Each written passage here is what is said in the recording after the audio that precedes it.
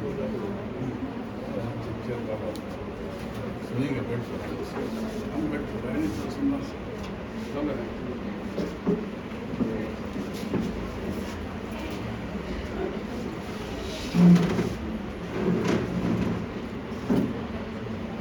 علیکم ورحمۃ اللہ وبرکاتہ۔ الحمد للہ الذی کتب الآثار ونسخ الآجال، القلوب عنده مفضیہ والسر عنده علانیہ، الحلال ما أحلل والحرام ما حرم، الدین ما شرع والأمر ما قضیت، الخلق خلقك والعبد عبدك وأنت الله الرؤوف الرحيم، ونشهد أن لا إله إلا الله وحده لا شريك له، ونشهد أن سيدنا ونبينا ومولانا محمدا عبده ورسوله. أما بعد فقد قال الله تبارك وتعالى في كلامه المجيد: أعوذ بالله من الشيطان الرجيم، بسم الله الرحمن الرحيم، اقرأ باسم ربك الذي خلق، خلق الإنسان من علق، اقرأ وربك الأكرم، الذي علم بالقلم، علم الإنسان ما لم يعلم. صدق الله العظيم. وقال النبي صلى الله عليه وسلم: إنما بعثت معلما، أو كما قال النبي صلى الله عليه وسلم. معزز اساتذہ کرام، ذمہ داران نظام، یہ میرے لیے بڑی سعادت مندی اور خوش بختی کی علامت ہے کہ میں آج آپ کے سامنے یہاں پر بیٹھا ہوں اور کچھ کہنے کے لیے حکم کیا گیا.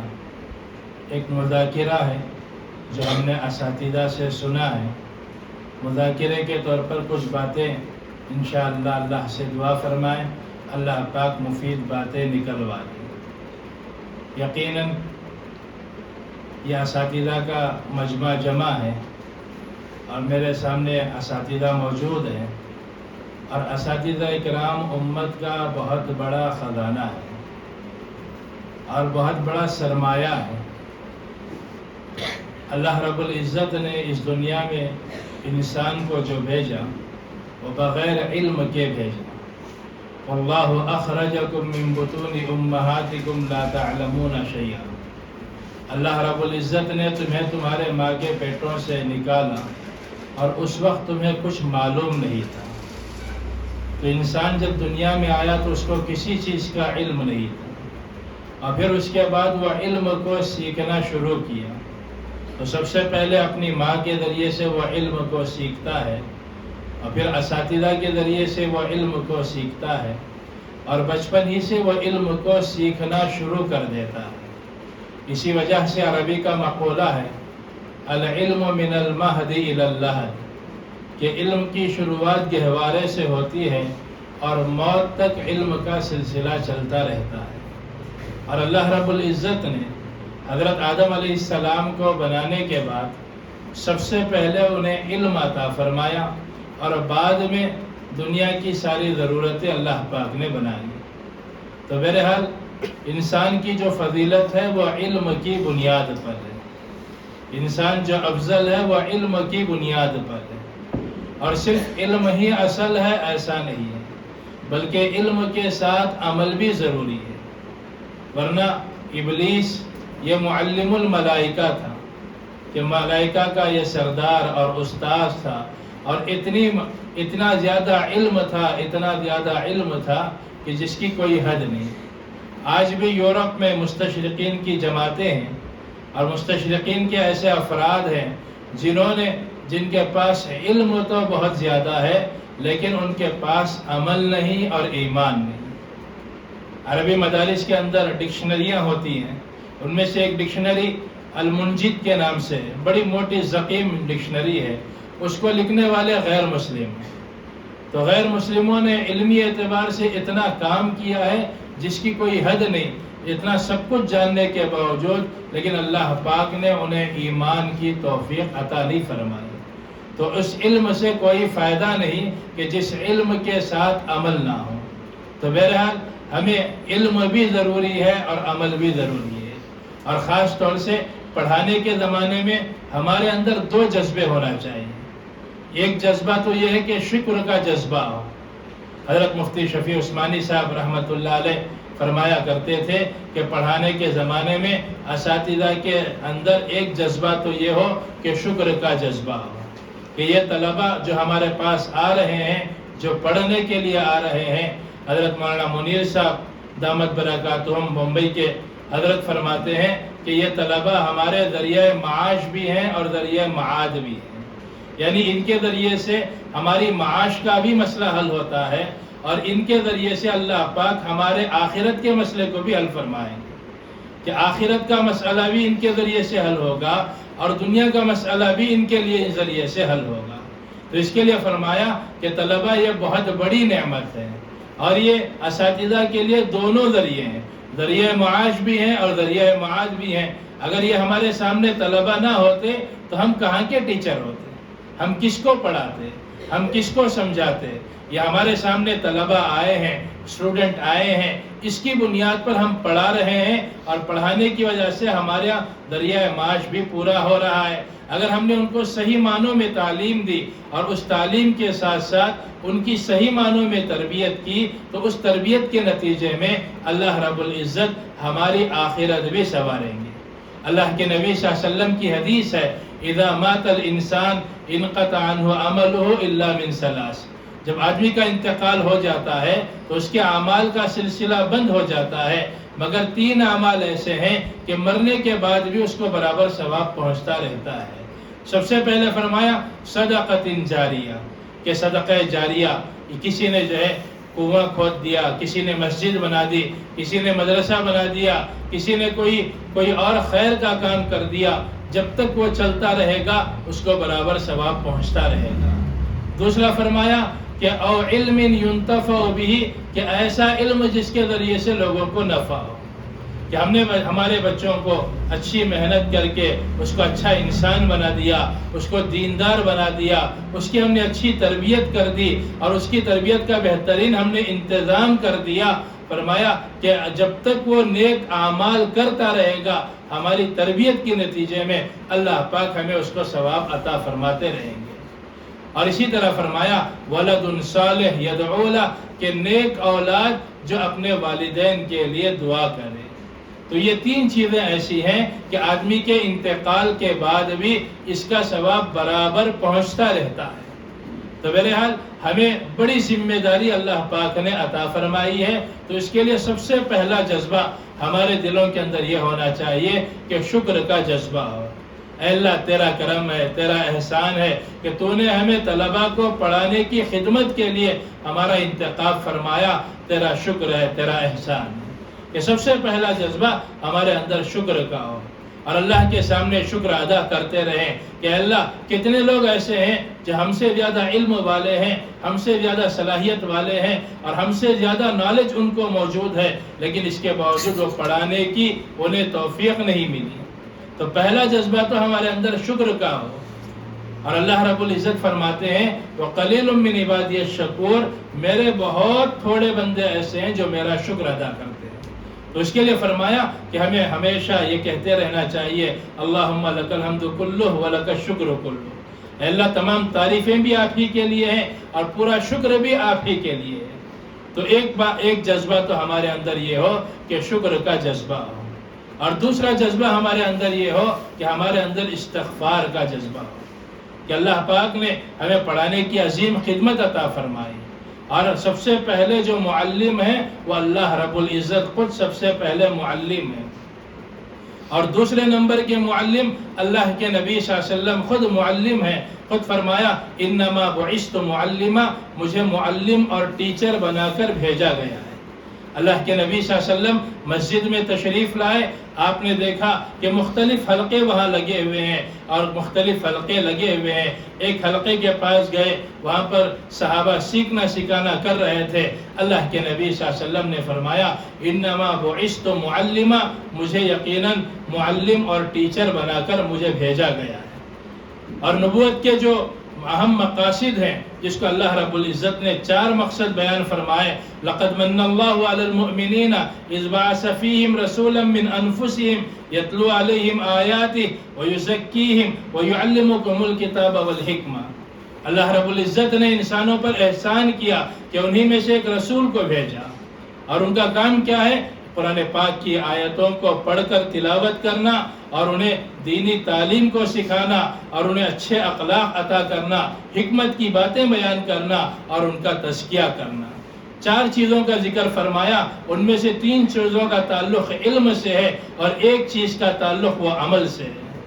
تو یہ نبی ہونے کی حیثیت سے نبی کی دونوں ذمہ داری تھی کہ آپ تعلیم بھی دیتے تھے، آپ تزکیہ بھی فرماتے تھے. اسی وجہ سے اللہ کے نبی صلی اللہ علیہ وسلم نے 23 سالہ زندگی میں ایسی محنت کی کہ صحابہ کی ایک جماعت آپ نے تیار کر دی. صحابہ کی ایسی جماعت کہ 23 سالہ زندگی سے پہلے صحابہ کا حال یہ تھا کہ اس زمانے کو زمانہ جاہلیت کہا جاتا، لیکن اللہ کے نبی صلی اللہ علیہ وسلم نے ایسی تربیت فرمائی کہ وہ خیر القرون قرنی ہو گیا کہ تمام زمانوں میں بہترین زمانہ میرا زمانہ ہے.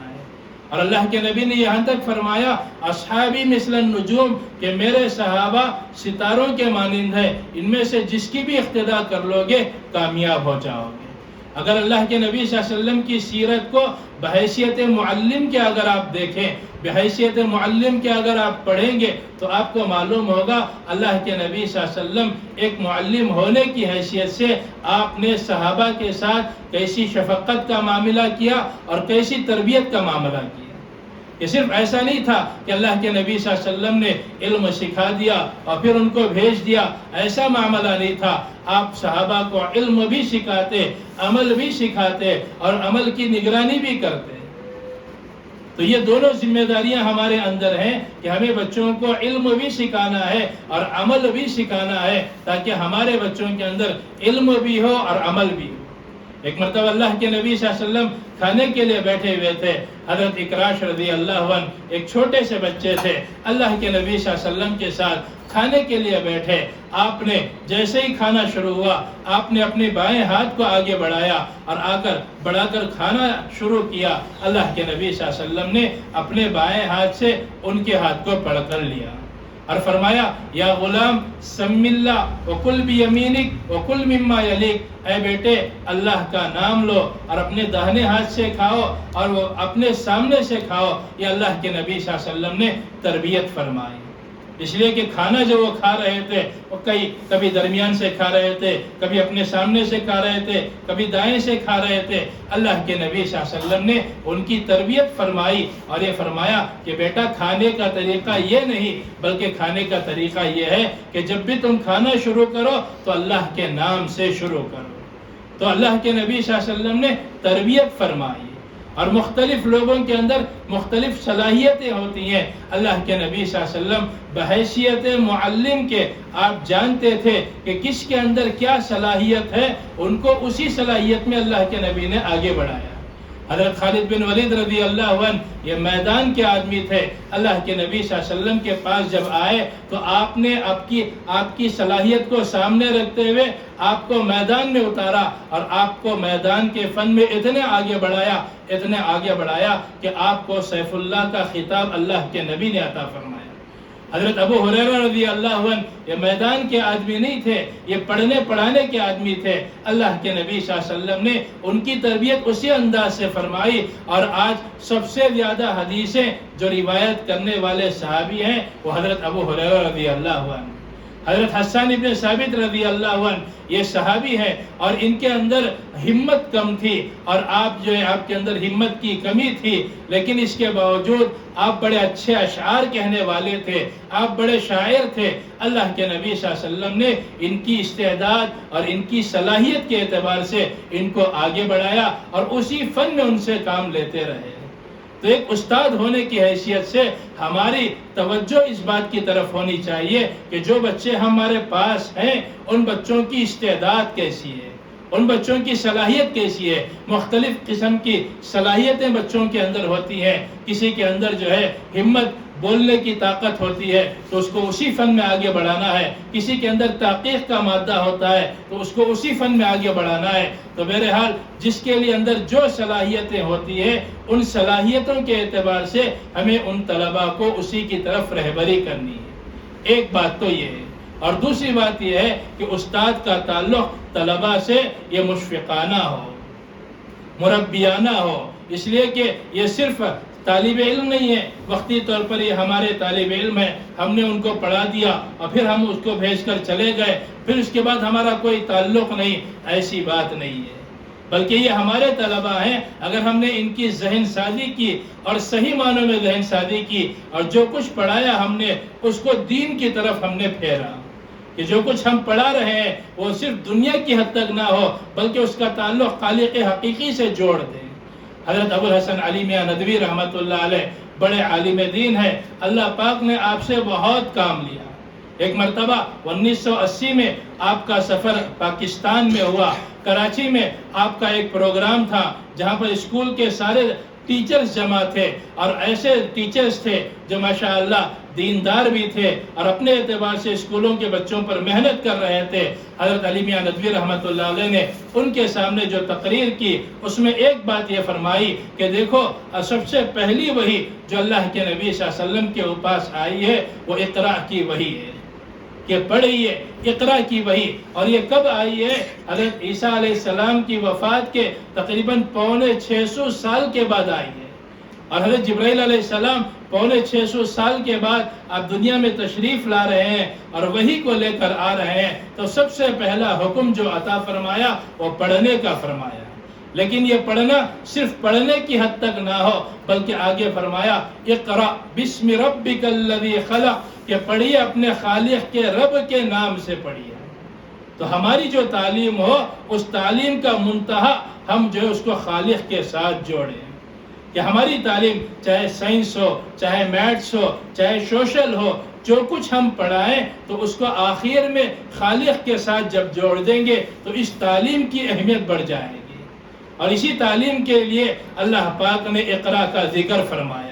تو بہرحال دوستو بزرگوں، ہمیں ضرورت اس بات کی ہے کہ ہمیں چاہیے کہ ہم اپنے بچوں کی تربیت کریں، اور بچوں کی تربیت کے ساتھ ہمارا معاملہ شفیقانہ ہو، مشفقانہ ہو، مربیانہ ہو۔ کتنے اساتذہ اور اکابرین ایسے ہیں صرف ان کی توجہ کی بنیاد پر اللہ پاک نے ان کے طلباء کو بڑا اونچا مقام عطا فرمایا۔ حضرت امام ابو یوسف رحمۃ اللہ علیہ ایک غریب گھرانے کے طالب علم تھے، اور آپ کے گھر میں کپڑے دھونے کا کام کیا جاتا تھا۔ امام ابو یوسف رحمۃ اللہ علیہ امام ابو حنیفہ رحمۃ اللہ علیہ کے درس میں گئے، آپ نے دیکھتے ہی پہچان لیا کہ یہ بڑا ہونہار طالب علم ہے، چنانچہ ان کو اپنے درس میں بٹھایا، پڑھاتے رہے، چند دن آئے اور پھر اس کے بعد آنا بند کر دیا۔ کئی دن تک انتظار کیا، نہیں آئے، پھر اس کے بعد ایک مرتبہ ان کا گزر ہوا تو حضرت امام صاحب نے فرمایا کہ ابو یوسف کیوں نہیں آئے؟ فرمایا کہ میں غریب گھرانے کا ہوں۔ والدہ نے کہا اگر تم پڑھنے کے لیے چلے جاؤ گے تو گھر کا کام کاج کون کریں گے اور گھر کیسے چلے گا؟ تو امام صاحب چونکہ جان لیے تھے کہ ہونہار طالب علم ہے، اس طالب علم سے کہا کہ تم روزانہ کتنا کماتے ہو؟ انہوں نے فرمایا کہ اتنے روپے میرے پاس سے لے جاؤ اور میرے پاس بیٹھ کر علم کو حاصل کرنا۔ چنانچہ یہی ہوتا رہا کہ پیسے لیتے رہے اور گھر کے خرچ چلاتے رہے، اور روزانہ بیٹھ کر وہ حضرت کے درس میں آپ نے درس کو حاصل کرتے رہے۔ ایک وقت آئے امام ابو یوسف رحمۃ اللہ علیہ کا کہ بیٹے کا انتقال ہو گیا، لوگوں نے بلایا کہ آپ کے بیٹے کا انتقال ہو گیا، لیکن درس کی پابندی اتنی تھی، انہوں نے کہا کہ آپ تدفین کر دو، میں امام صاحب کے درس کو چھوڑ نہیں سکتا۔ ایک غریب گھرانے کا طالب علم تھا اور امام صاحب نے ان کی رہبری کی اور ان کی تربیت کی اور ان کو علم سکھایا، اور ایسا علم سکھایا امام صاحب نے فرمایا کہ میری آنکھیں دیکھ رہی ہے کہ ایک وقت آئے گا کہ تم جو ہے بادشاہ کے پاس بیٹھ کر جو ہے تم پشتے اور بادام کا حلوہ کھاؤ گے، اور وہ وقت آیا کہ اللہ پاک نے آپ کو اونچا مقام عطا فرمایا۔ سب سے پہلے قاضی القضات چیف جسٹس کا جو عہدہ ملا ہے وہ امام ابو یوسف رحمۃ اللہ علیہ کو ملا ہے، اور ان کے اندر جو یہ صلاحیت پیدا ہوئی وہ ان کے استاد کی نگرانی اور مشفقانہ انداز میں لے کر چلنے کی بنیاد پر ہوئی۔ تو بہرحال عزیز اساتذہ اکرام، کہنے کا منشا یہ ہے کہ ہمیں اساتذہ طلباء کے احوال کی طرف ہم دیکھیں، اور سب سے اہم چیز یہ ہے طلباء کی شخصیت سازی کا کام کریں۔ آج چاروں طرف سے ایمان سوز ماحول ہے، ایمان کو ختم کرنے والا ماحول ہے، اور ایسا ماحول پیدا کیا جا رہا ہے تاکہ اسلام اور مسلمانوں کے خلاف ان بچوں کو استعمال کیا جائے اور ان کے دل اور دماغ سے ایمان کو ختم کر دیا جائے۔ حضرت علی میاں ندوی رحمۃ اللہ علیہ ایک مرتبہ بھٹکل آئے تو بنگلور ایئرپورٹ پر آپ اترے، تو ایک رپورٹر آیا اور آ کر آپ سے سوال کرنے لگا کہ حضرت اس وقت ملک کے بڑے سنگین حالات ہیں، ایک طرف یونیفارم سول کوڈ کا مسئلہ ہے، ایک طرف طلاق ثلاثہ کا مسئلہ ہے، اور ایک طرف بابری مسجد کا مسئلہ ہے، ایک طرف مسلم پرسنل لا کا مسئلہ ہے، یہ تمام مسائل میں سب سے اہم مسئلہ کون سا ہے؟ ذرا آپ بتائیں تو صحیح کہ سب سے اہم مسئلہ کون سا ہے؟ حضرت نے ایک ٹھنڈی آہ بڑھی اور حضرت نے فرمایا کہ دیکھو آپ نے جتنے مسائل بیان کیے ان میں سے کوئی مسئلہ میرے نزدیک اہم مسئلہ نہیں ہے، یہ سب وقتی مسئلے ہیں، وقت کے ساتھ ساتھ باقی ہیں اور وقت کے ساتھ ساتھ ختم ہو جائیں گے۔ اور پھر فرمایا کہ میرے نزدیک جو سب سے اہم مسئلہ ہے جس کو میں اپنی آنکھوں سے دیکھ رہا ہوں وہ یہ ہے کہ آج ہماری نوجوان نسل وہ فکری ارتداد کا شکار ہو رہی ہے، ان کی فکریں مرتد ہو رہی ہے، اور ان کو فکری ارتداد کے طوفان سے بچانے کے لیے نہ عوام کی نظر ہے نہ خواص کی نظر ہے۔ اگر ان کو فکری ارتداد کے طوفان سے بچایا نہیں جائے گا تو ایک وقت آئے گا کہ ہمارے گھروں سے ملحدین پیدا ہوں گے، مرتدین ہوں گے، اور اسلام پر ویسے اعتراضات کریں گے جس کی کوئی حد و انتہا نہیں۔ آج آپ دیکھ رہے ہیں کتنے لوگ ایسے ہیں جو اسکولوں میں پڑھنے والے، کالجوں میں پڑھنے والے، اچھی ڈگریاں حاصل کرنے والے، پہلے جو اعتراضات غیر مسلم کیا کرتے تھے آج وہی اعتراضات مسلمان بچے کر رہے ہیں، اور یہ کہہ رہے ہیں کہ ہمیں اسلام کے نظام طلاق پر اطمینان نہیں ہے، آج ہمیں اسلام کے وراثت کے نظام پر اطمینان نہیں، آج عورتوں کے ساتھ ناانصافی کا معاملہ کیا گیا۔ ایسے اعتراضات اللہ معاف فرمائے کہ بعض اعتراضات کی وجہ سے وہ دائرہ اسلام سے خارج ہو جاتے ہیں۔ تو اس کے لیے ضرورت اس بات کی ہے کہ ہم اپنی تعلیم کے ساتھ ساتھ بچوں کی شخصیت سازی کا کام کیا جائے، بچوں کی ذہن سازی کا کام کیا جائے کہ بچوں کے ذہن کو صحیح معنوں میں ان کی ذہن سازی کریں۔ تقریباً آج سے 10 سال قبل ہماری جماعت آسٹریلیا گئی ہوئی تھی۔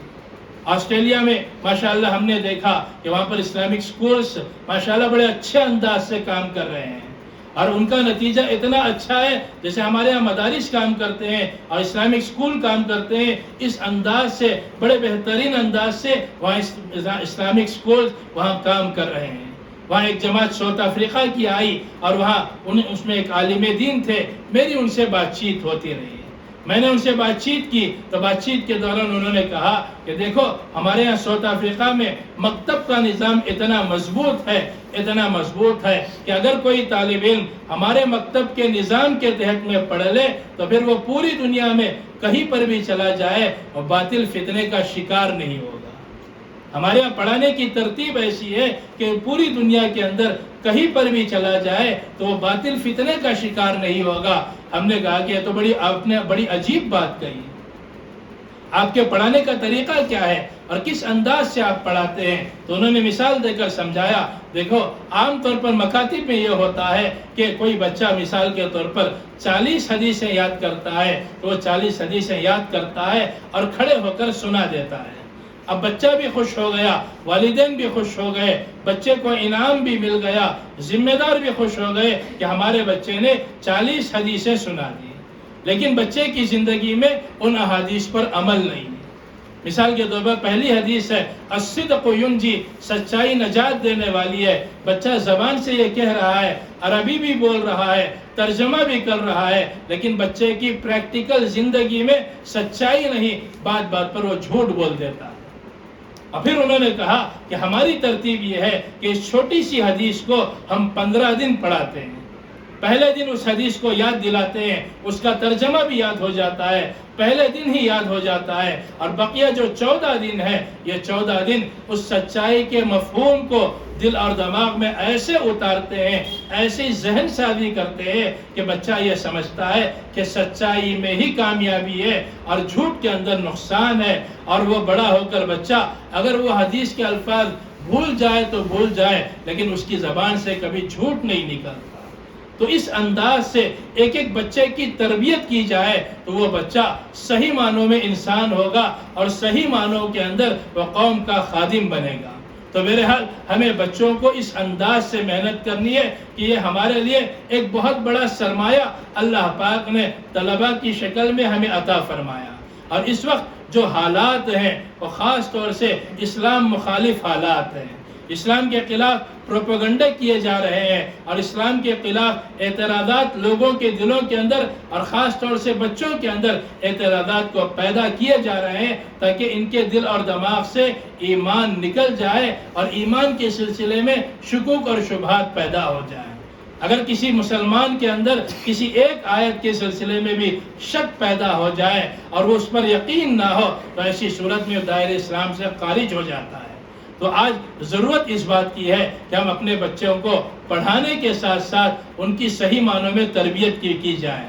ماشاءاللہ یہاں اسکول کو آنے کے بعد پہلے سے بھی ہم سنتے رہے، اور ماشاءاللہ ہمارے بچے بھی فرزٹون کی برانچ میں ماشاءاللہ بچے پڑھتے ہیں، ہم پہلے سے واقف بھی ہیں کہ وزڈم اسکول اور ماشاءاللہ یہاں کے ذمہ داروں کا جو دینی رجحان ہے اور اکابرین سے جو تعلق ہے، خصوصی تعلق ہے، اس کا نتیجہ آپ دیکھ رہے ہیں۔ ماشاءاللہ بہترین انداز سے بچوں کے اندر ذہن سازی کی جاتی ہے، لیکن صرف اس کی حد تک نہ ہو بلکہ اس سے آگے بھی بڑھ کر شخصیت سازی کا کام کیا جائے، ان کی ذہن سازی کی جائے، ان کو صحیح معنوں میں ان کے اندر تقوی پیدا کیا جائے، ان کے اندر تواضع پیدا کی جائے، ان کے اندر للہیت پیدا کی جائے، اور ان کو دینی تعلیم کے ساتھ ساتھ یہ تمام چیزیں جب پیدا کروائیں، جب یہ بچہ بڑا ہوگا تو اپنے اساتذہ کا محسن ہوگا، اپنے اساتذہ کا احسان تلے چلے گا۔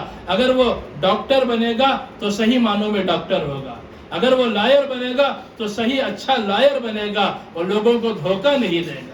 اور یہ تربیت کا کام اسی زمانے میں ہو سکتا ہے، آگے زمانے میں وہ تربیت کا کام نہیں ہو سکتا۔ تو اس کے لیے میں بڑی خوشی کی بات ہے ماشاءاللہ آپ حضرات جمع بھی ہیں اور آپ حضرات کی فکریں بھی ہیں کہ کس طرح سے ہم اپنے بچوں کو صحیح معنوں میں ان کی تربیت کر سکیں، تو ہم ان کی تعلیم کے ساتھ ساتھ ان کی شخصیت سازی کا کام کریں، ذہن سازی کا کام کریں، اس لیے کہ آج باطل کی پوری محنتیں اسکولوں پر ہیں، اور ایسے اسکولوں میں ایسی چیزوں کو لا رہے ہیں۔ آپ مجھ سے زیادہ جانتے ہیں NEP نیو ایجوکیشن پالیسی کو جو لانا چاہتے ہیں، وہ پوری بنیاد قدیم ہندوستانی طرز کو سامنے رکھ کر انہوں نے جو اس کی ترتیب دی ہے۔ ابھی گزشتہ سال یہ مدھیہ پردیش میں 5ویں جماعت کی ایک کتاب آئی ہے، اس کے اندر سائنس کی کتاب کے اندر لکھا ہوا ہے درخت کی پوجا کرنے کے 5 بڑے بڑے فائدے ہیں۔ اب سوچئے بچہ اس کو پڑھے گا تو اس کے ذہن کے اندر کیا شرک پیدا نہیں ہوگا، کفر پیدا نہیں ہوگا، الحاد پیدا نہیں ہوگا؟ کہ یہ سوال اس کے اندر لکھا ہوا ہے۔ پروجیکٹس میں ایک سوال دیا گیا کہ آپ کے آس پاس کتنے ایسے درخت ہیں جن کی پوجا کی جاتی ہے، ان کو آپ تو ان کی تصاویر کو چھڑا کر لے کر آئیں۔ اس طرح سے تعلیم کو پوری کی پوری تعلیم کے نظام کو وہ شرک کے ساتھ کفر کے ساتھ ملا کر بچوں کے اندر اتارنا چاہتے ہیں۔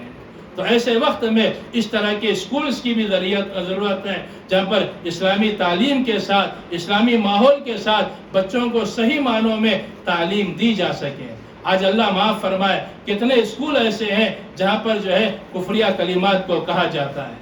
منڈیا کی ایک کارگزاری آئی کہ منڈیا کے ایک مکتب کے استاد کھڑے ہو کر کہنے لگے کہ میرے پاس مکتب میں 30 بچے آتے ہیں، اور وہ 30 کے 30 بچے روزانہ جب اسکول میں جاتے ہیں تو پریئر کے نام سے انہیں ہنومان چالیسیا پڑھایا جاتا ہے۔ اور یہ ہنومان چالیسیا کیا ہے؟ یہ کفریہ کلمات ہے، شرکیہ کلمات ہے، جس کو کہنے کی وجہ سے انسان دائرہ اسلام سے خارج ہو جاتا ہے۔ اور پھر جب میرے پاس مکتب کو آتے ہیں میں انہیں کلمہ پڑھاتا ہوں، ایمان پر باقی رکھنے کی ان پر میں محنت کرتا ہوں۔ ایک اسکول کے سلسلے میں معلوم ہوا کہ وہاں پر بھی ہنومان چالیسیا کروایا جاتا ہے، اور اس میں 240 مسلمانوں کے بچے تھے۔ وہاں کے علماء نے فکر کی، دانشوروں نے فکر کی، مینجمنٹ سے جا کر بات چیت کی اور یہ کہا کہ یہ ترتیب آپ ختم کر دیں۔ انہوں نے صاف طور پر انکار کیا، یہ ہمارے اسکول کی ترتیب ہے، آپ کو پڑھانا ہو تو پڑھائیے، اگر آپ کو نہیں پڑھانا ہے آپ لے جا کر کسی اور اسکول میں داخل کیجیے۔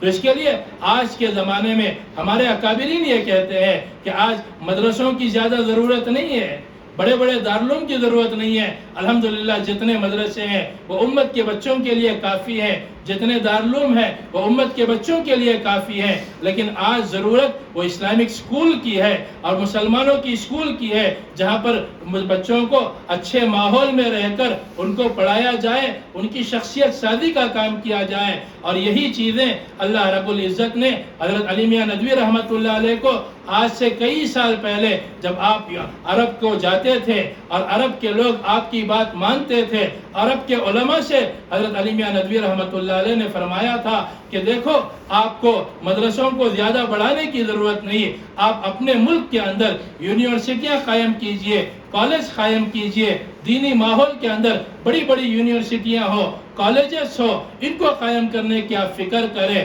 آپ اپنے بچوں کو یورپ نہ بھیجیں، امریکہ نہ بھیجیں، بلکہ ان کو یہاں پر تعلیم دیں۔ لیکن علماء نے اس وقت ان کی فکر نہیں کی، حالانکہ اس زمانے میں بادشاہ علماء سے بڑے قریب تھے اور علماء کی باتوں کو مانتے بھی تھے، لیکن علماء نے اس کی فکر نہیں کی، صرف دینی تعلیم کی انہوں نے فکر کی، ان کی دنیاوی تعلیم کی فکر نہیں کی، جس کی وجہ سے بادشاہوں کے بچے وہ دنیاوی تعلیم کے لیے وہ یورپ جاتے، امریکہ جاتے، فرانس جاتے، وہاں وہ دنیاوی تعلیم کے ساتھ ساتھ الہاد کو بھی لے کر آتے، بے دینی کو بھی لے کر آتے۔ آج اس ملک کا حال یہ ہے کہ وہ الہاد اور بے دینی وہاں کے عہدیداروں اور ذمہ داروں کے اندر آ چکی ہے۔ آپ دیکھیں تو آپ کو محسوس ہوگا کہ کس طرح سے ماڈرن ساری کی چیزیں وہاں ہو رہی ہیں۔ یہ حضرت علی میاں ندوی رحمۃ اللہ علیہ نے آج سے تقریباً 40 سال قبل ان کے سامنے یہ بات کہہ دی تھی کہ تم اپنے کالج کی یونیورسٹیاں بناؤ، کالج بناؤ، اسکول بناؤ، یہ امت کی بہت زیادہ ضرورت ہے۔ تو بہرحال آج بھی ضرورت اس بات کی ہے کہ مسلمانوں کے اسکول ہو اور اس طرح کے اسکول ہو جہاں پر مسلمانوں کو دینی ماحول میں رکھ کر ان کو پڑھایا جائے اور ان کی شخصیت سازی کا کام کیا جائے۔ میں بڑی مبارکبادی دیتا ہوں یہاں کے ذمہ داروں کو بھی اور اساتذہ کو بھی، ماشاءاللہ آپ حضرات جو محنتیں کر رہے ہیں اس کا بڑا اچھا نتیجہ ہے۔ اللہ پاک آپ کی محنتوں کو قبول فرمائے۔ اگر مزید توجہ کے ساتھ اگر کام کیا جائے تو اس سے بہتر نتائج مرتب ہوں گے۔ اللہ تعالیٰ سے دعا ہے اللہ رب العزت ہمیں اور آپ کو کئی سنی باتوں پر عمل کی توفیق نصیب فرمائے۔